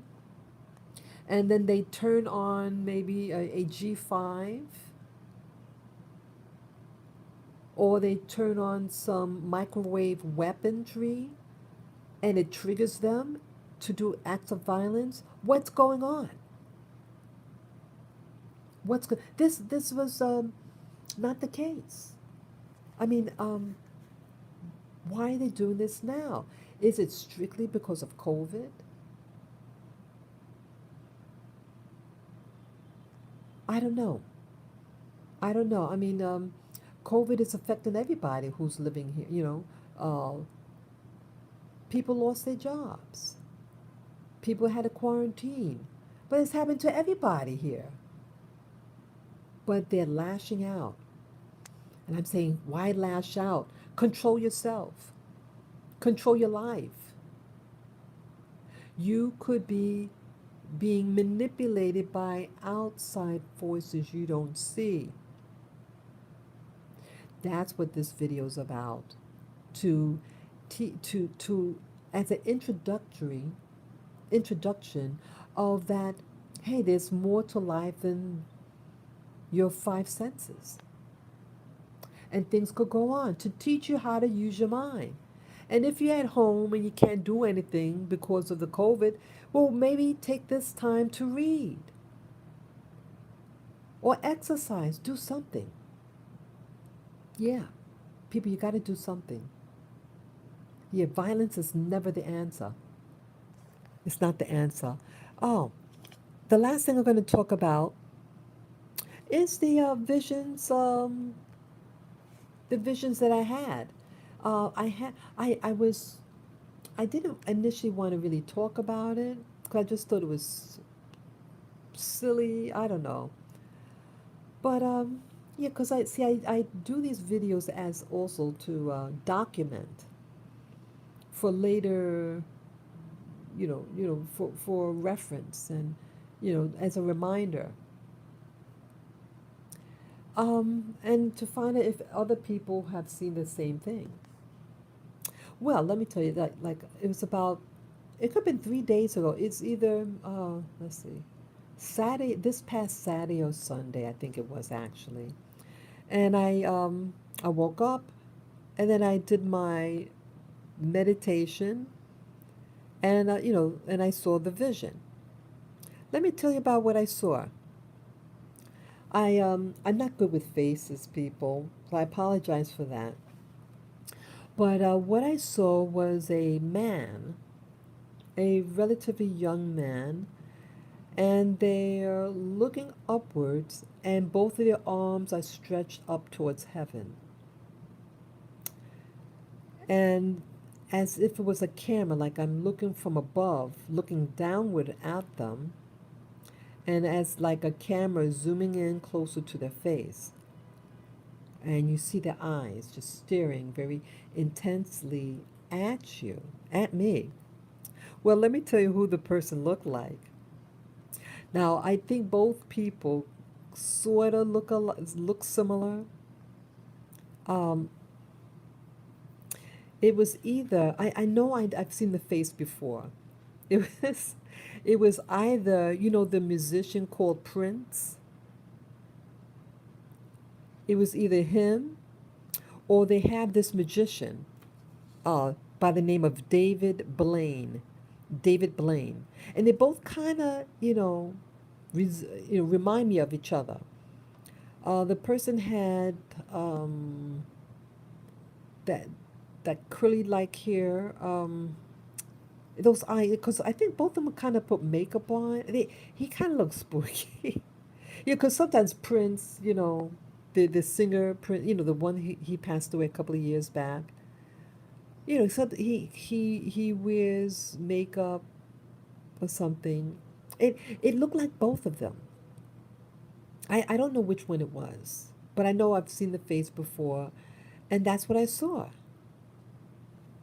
I don't know what that meant. I'm not into magic, and I was not a Prince fan. I mean, we all have seen him over the years. I saw his movie Purple Rain, but I wasn't like a fan of it. So why would I see this person's face? But either way, that's what I saw. That's what I saw. And another thing that I saw, I think I saw yeah, this is interesting. And this is a common theme. This other thing that I saw. Many times in my meditation, I see I'm in a new location. I'm viewing something from that's in a different location where I am. It looked like a something looks like a laboratory. This time, it looked like I've made mention before that different. Yes, hello, new viewers. Yeah, I just noticing I got some new people watching. Yeah, I saw the vision of what looked like Prince. The musician Prince. I mean the musician and then the magician named David Blaine. You know, I'm not sure which one it was because to me they look very similar, and like the camera zoomed in close to the face, but it looked like he's kind of spooked me a little bit. But yeah, the other thing, the vision that the common theme was, oh, what was this now? It looked like I was in some type of room. It looked like actually I was enclosed in something. Um, like as if like my eyes are closed, but I'm seeing something like I'm inside an enclosure, and it had an opening, uh, a three by six opening, and this opening, the peripheral of it was a light tan color, and I'm looking in the center of this opening, and I see some type of thing moving about. A being. It wasn't a human, but you see something moving, and it was covering it covered the opening, with something, so I couldn't look out. um I then saw what looked like a spider, a giant. I know I don't like bugs, you know but I'm just documenting what I saw, and some of you may have seen, may see things also in your visions. This was it reminded, it looked like a spider, look what spider legs look like. It was a giant spider. The legs were very skeletal, very thin, thin, thin, paper, needle thin. Um, but the body part of it was not like a spider. I think it what you call a nano. I think you call it a nano particle. Like the new science now uses nanotechnology, and they, like in the movie The Matrix. Have any of you seen the movie The Matrix? And you see how what was happening with them? Those were like com, like computerized or like robots. And you notice that they had the skinny legs. Now it didn't look like that, but using the the signs of that movie, what it was depicting in the movie The Matrix, that it like it it's a type of man-made intelligence, and the legs could be used to manipulate things. And so I felt what I was seeing was one of those type of um, things, man-made, but it looked like the legs of a spider, giant, skinny, black legs, very skeletal, like a hard shell, exoskeletal. That yeah, exoskeletal legs, but the body looked like a cylinder, um, flat on top, and like a tube, like a thick tube. So that's how I realized it's not like a real spider, but something uh, man-made, like a robot. And this thing was trying, like I think, trying to pick up stuff. What if? What happens? What this is what I'm see. This is what I'm starting to theorize, that the movie The Matrix is based on reality, and that the movie, like The Matrix, um, people in Hollywood, they have access to information. People of Hollywood get invited to certain types of parties and occult activities. People of Hollywood, they many of them experiment with drugs, right? Many of these people of Hollywood, they go visit different countries that that know about things like paranormal stuff. So they have information, and they take the information or their experiences and they make movies out of it. And so, what was the whole movie about? The Matrix. That your real consciousness, the real you, is enclosed in something, that the about the energy, that your body is to generate energy like a battery source for something else, to run something else. And remember, I made mention about this book, okay, Demystifying the Out of Body Experience by Louis Miniero. Okay, fantastic book. People, if you can get this book, get it. This book explains about the science a little bit, the technique, and the understanding behind energy. That you need energies to sustain certain things, to even astral project, to do Reiki healing requires you energy to do.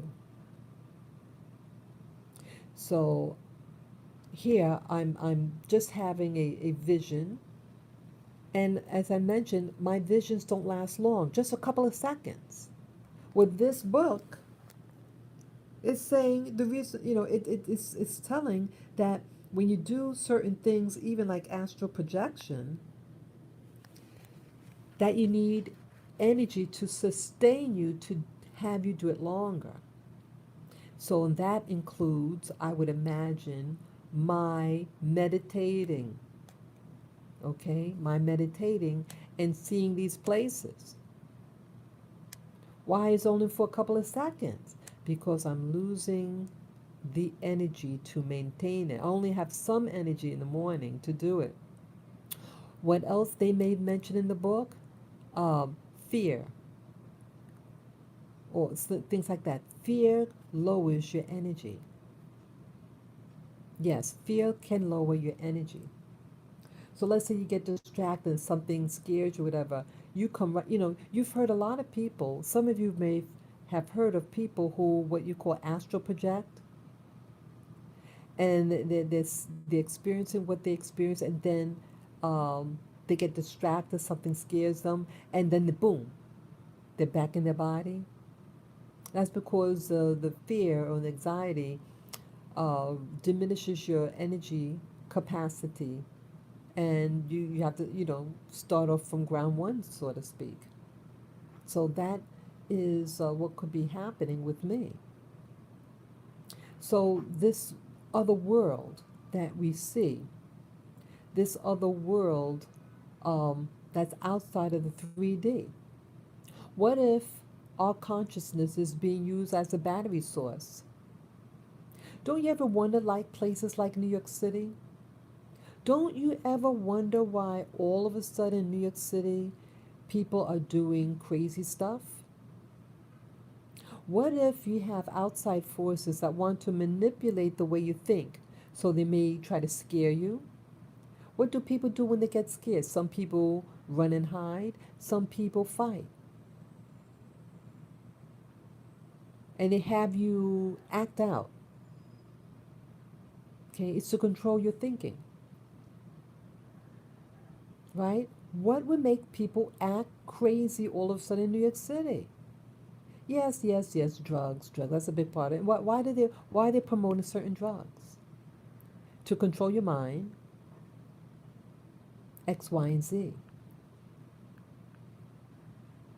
They want people afraid. They want people stuck at home. They want people to despair. Because I think now they want to population control. Population control. So if they can't handle the number of people, then they want to regulate how many people are alive. So hey, let's put out a virus out there to kill off people. Let's keep them indoors, you know. Be careful, people. Try to read between the lines. Because what else is happening? Okay, right now, like, I mean, New York City, where I live, yes, many people have the masks on, but some people don't. It's starting to relax a little bit more. More people are doing more social gathering, especially with what do you call it, Memorial Day weekend. And you saw what happened in New York City, all these shootouts. Why all of a sudden now shootouts? Six major shootouts just over a weekend. Summer didn't even hit yet, and people are dying. And in particular, it's in the black community where a lot of this stuff happens, and in some of the Hispanics communities, like from the West Indies, like from the Dominican Republic, Puerto Rico, these places, a lot of crime. But especially in black, at least that's who they feature. Anyone could become violent, anybody, but it's just what's happening, what's being at least um, discussed on the news and on social media. Who's doing these group shootings? Who do you see? Why are they doing this? Why the black on black crime, people? Because they're being instructed to do so. They may not be conscious. That's what I speculate. I mean, I don't know any of these people, and I don't want to know them. But I'm speculating that the timing is unreal. Why now? Why now? Because, see, now summer is around the corner, and more people will want to go outside, especially the young people. They want to go out and meet their friends. Well, what if they tell these people I think, I mean, I've never been in a gang and I don't need to be, but I speculate that these gangs are actually working for government. They could call themselves by any name, but who really funds them? Who tells them the assignment? These people are on assignment to do what they're doing. It's not because they're bored. Well, maybe some of it is boredom, whatever. They're young teens, some of these people. But I think that they're being, it's like an army, and they're being told to frighten people, frighten neighborhoods. When you frighten a neighborhood, and commit crime, did you know that that decreases the value of your home? There was a video. I mean, I don't want to get too off the topic, but see, everything is interconnected, people. That's what I'm trying to get out. We don't live in a vacuum. I watched a video. It was a short video about a black woman, American woman in Minnesota, and she lives in a house, and her grandma has a house that the grandparents built, and she wanted to buy the grandparents' house and give it as a what do you call it, inheritance to the grandchildren. And so she got a quote.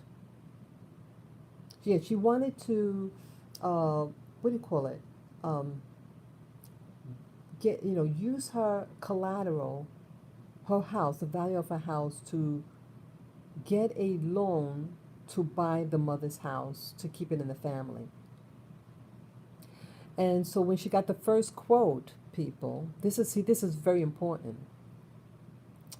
Um, they gave a very low price, and then she went to another person to get an estimate value, and they gave an even lower one value. Then she said, I want to experiment. See, this was a smart black woman. And what she did, because she had a sense that something was wrong. She knows the value of her house. Why are they lowballing her? So she had a friend. She had two friends, and her friends. I gather because how she worded it. She says she has these two friends that are married to white men. And so she asked her girlfriend, she said, girlfriend, I'm just interjecting that. She says, could I borrow your husband for something? I want to experiment. I'm trying to get this mortgage, but I speculate something, and I want to test if it works. So she removed. Now, the third mortgage person, she only contacted by email and sending photos of a home. I think that's what happened. But either way, she removed all things in her home that will indicate her ethnicity, not being a white person, okay? This person is loves herself. She loves her blackness. She has black art in her home. She removed all the items that will indicate the possibility that she is a woman of color. And she used her girlfriend's husband and said that was her brother or something. So maybe they did come by. I'm not sure how, you know, I, I don't know exactly how it worked out. But either way, she said that the white guy is her brother. And guess what happens, people? Guess what happened? They doubled the value of her home. And and she used that too to buy her mother's house, her grandma's house. So but what she learned and why, and she started to cry. She was talking to a news reporter about her incident, and she started to cry a little bit. She says, I'm it's the same place, the same home, but the only variable in this story was me, that she was the problem, and how she worded it, that her race was the problem. And it made her feel bad that a home is a home. Well, not, yeah, yeah. I see that some of you are dropping out because I'm mentioning this story, but don't get this is not about pointing fingers, pointing blame. It's about educating all of us that there is all different types of bigotry and hatred out there, and it's some of it is racism. Excuse me.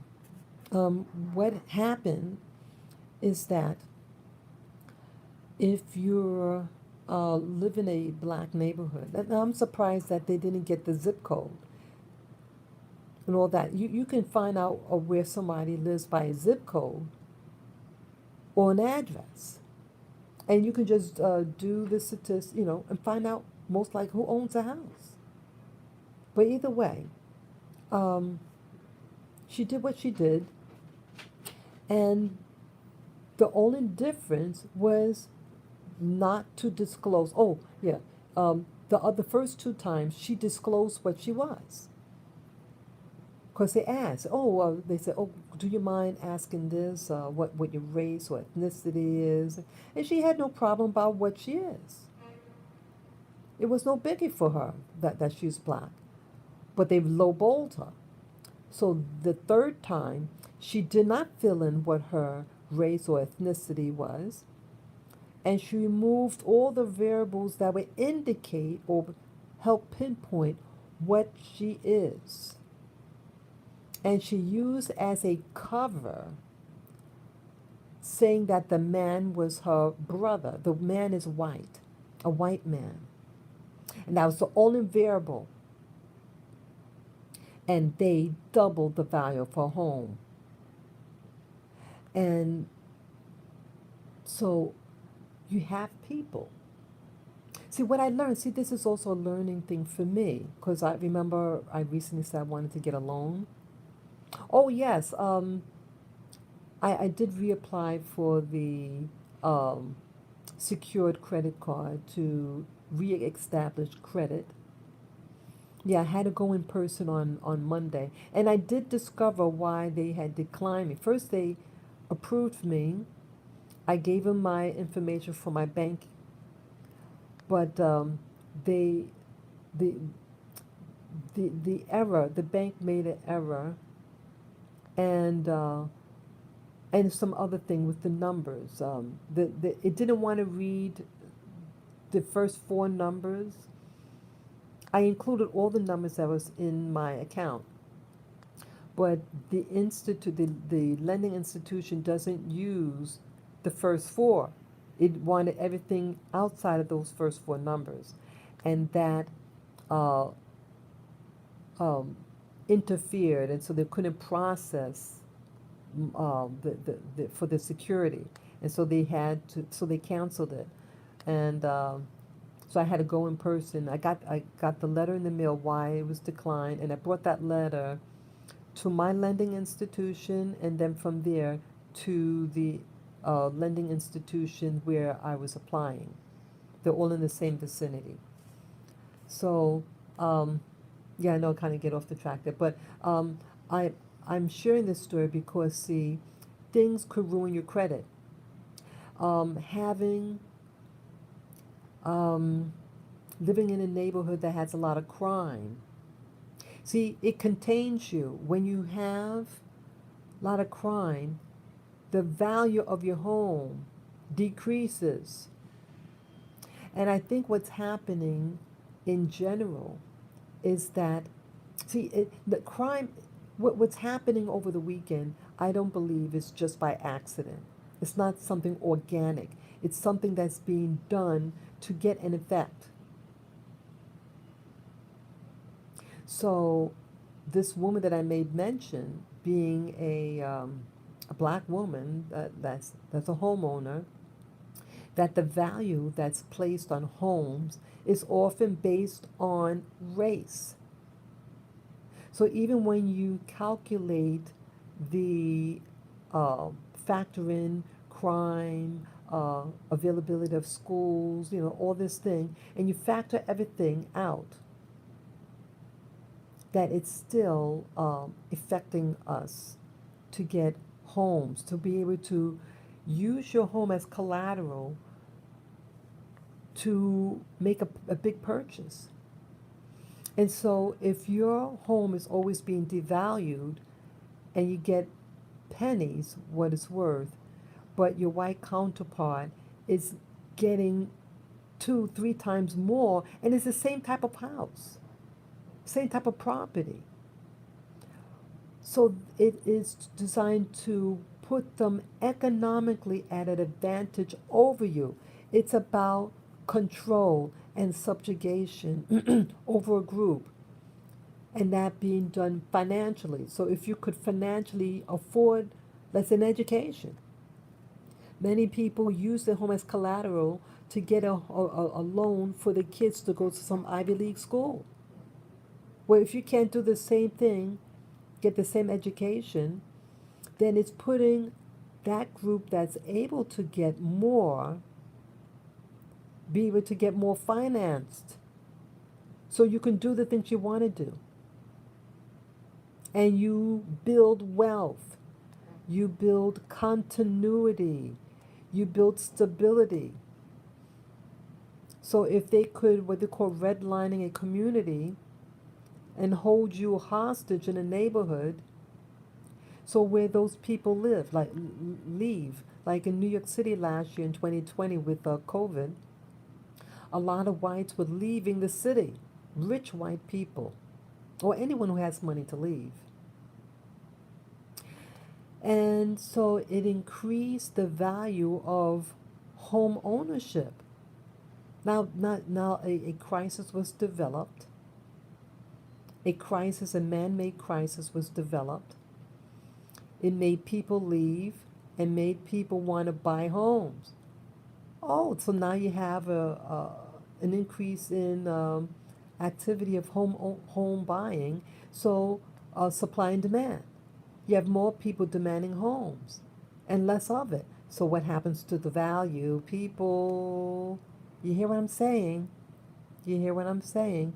It increases the value of those homes that are being sold now. Who's making money off of those homes? Not black people.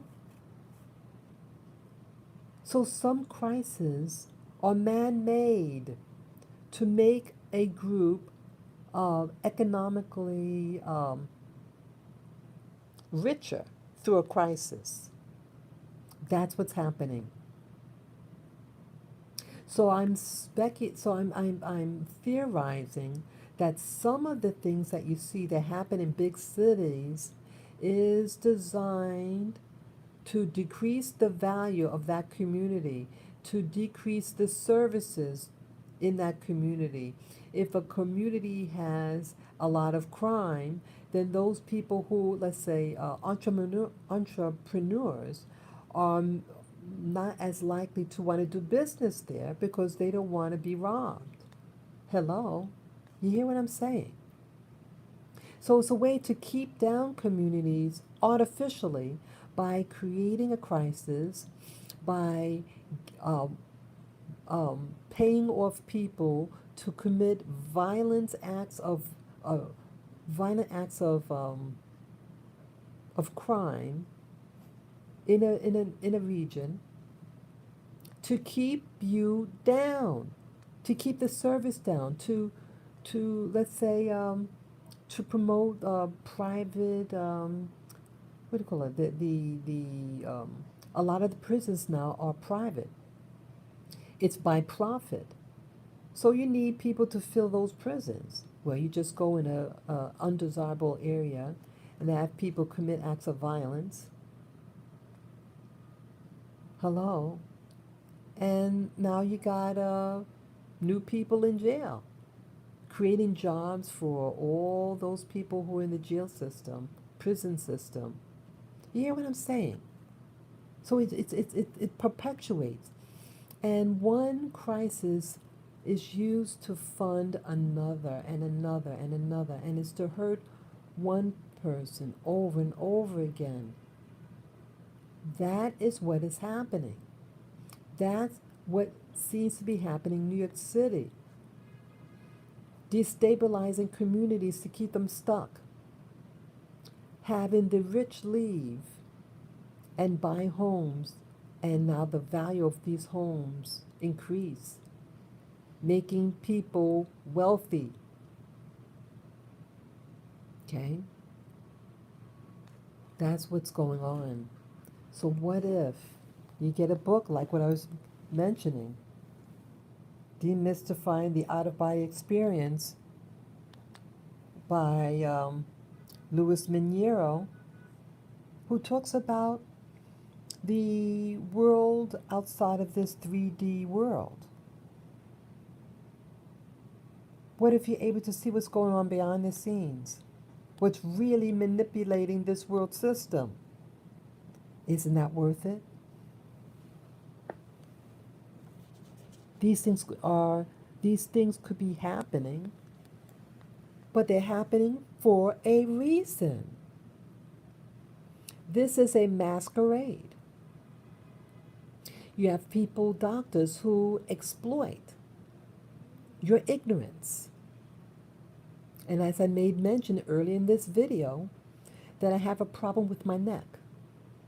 And it causes me vertigo. Vertigo means dizziness, you know, when you feel the room is spinning, and then faint. And I accidentally found a video about the vagus nerve in your body that could create different symptoms in your body. And you may think it's something psychological. It's something neurological. It might be a vet and going to the VA hospital. They don't have that type of science. They're not as savvy in the VA hospital. But I just found a video by chance about the vagus nerve, and that this whole problem that I could be having in my neck. And I had x-ray done, a CAT scan, and an MRI. And I told them each time when I have these episodes, something with my neck and my neck is hurting. And we can't see anything. And here I find a video, and this neurologist is making mention about the vagus nerve could produce all these weird symptoms in your body. Hello? Hello out there. You have to be your first line of defense, people. You have to be the first line of defense to protect yourself, to protect your health, to protect your family, to protect your little dogs, my little baby dogs. Yes, you have to be on top of things. You have to try to put one and one together, try to find out what's going on out there, why the craziness out there. Why do they want you to get vaccinated? Why? Why all these things? Start investigating. Start becoming your scientist. Start investigating in order to save your life. Yes, this is a big world with all these things. We're all interconnected to each other. And I also made mention early in this video that I met someone just yesterday. And they saw that I was reading this book. And the person shared with me that certain supernatural things that they experience. And so I felt that there was a good resonance between us. And so I offered her my telephone number so we could, discuss about the book that I'm reading or other things that, other experiences. See, I want to open up doors for myself. I want to expand my world. I want to meet more people. I mean, I love my solitude, but I like meeting intelligent people. I like meeting people who are humanitarian. I like thinkers. I want to be more of a doer out there. So I share in order to motivate as well, and each one teach one, and you guys could teach me. Yeah. So I can't think of anything else here. Yeah. So I made mention about the vagus nerve. Just to recap what I talked about in this long live stream, I talked about the vagus nerve that's in your body. It runs along your neck, and it could present symptoms like dizziness, vertigo, um, heart palpitations when there's a blockage, and other things. And so it's not something psychological, but something neurological. And I did share that information that I speculate that it's something with my neck, because each episode my neck is involved. Yeah, I have a very long neck, and I'm on the computer often, and that's also why I'm not doing as many videos now, because my neck gets involved and it causes severe pain.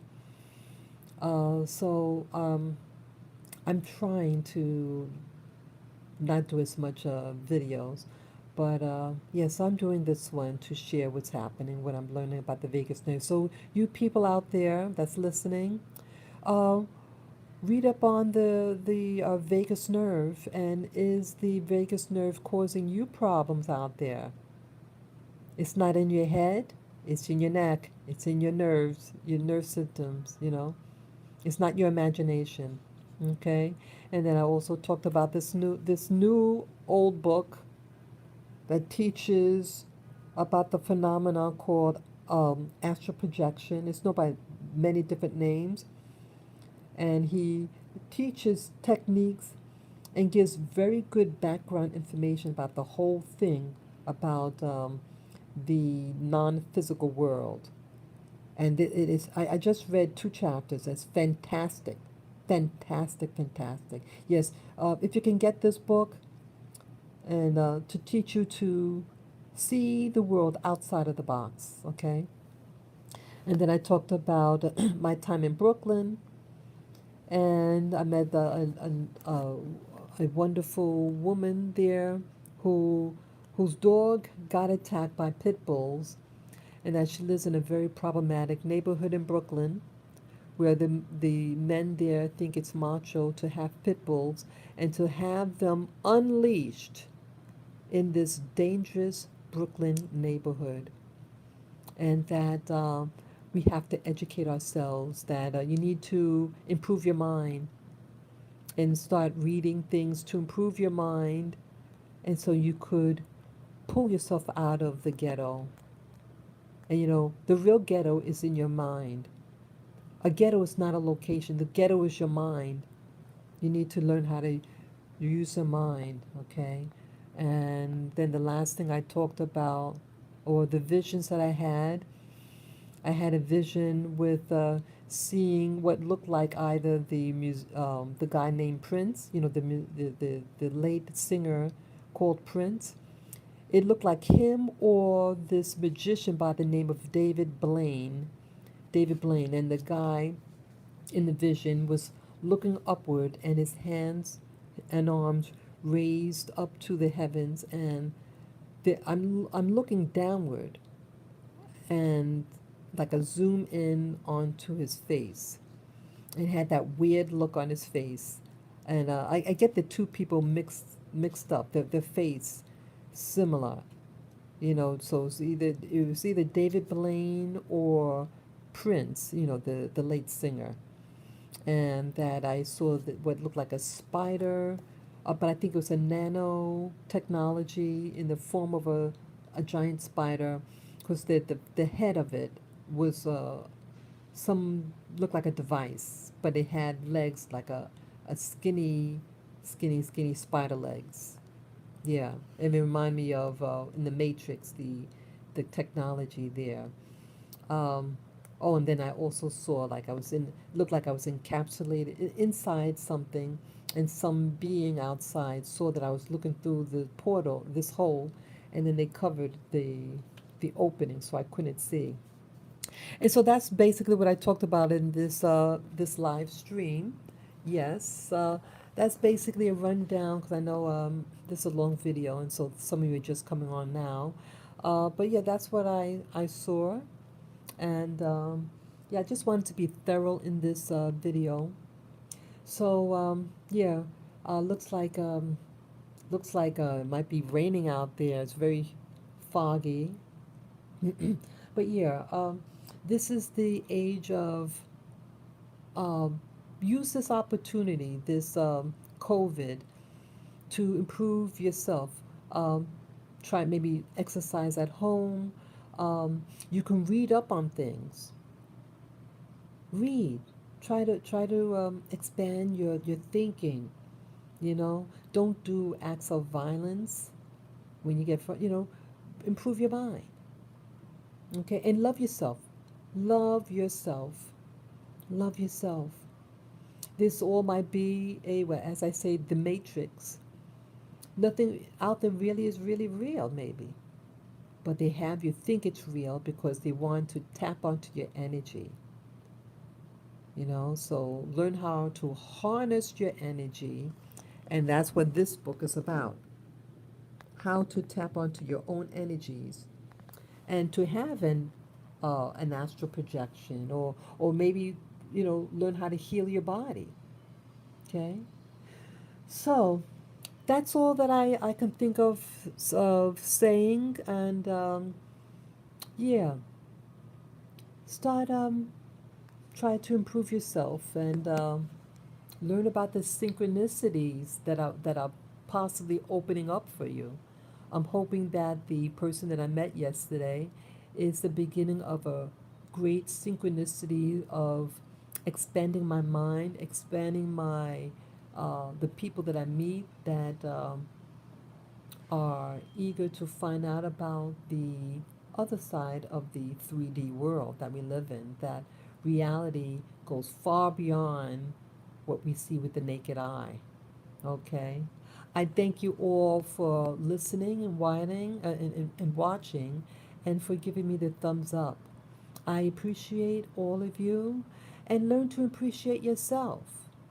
We're all interconnected, and we all need each other. Okay? I need you just as much. I thank you again for allowing me to share this story to you. Peace, love, and joy. Let's get out there and have some fun. Bye bye.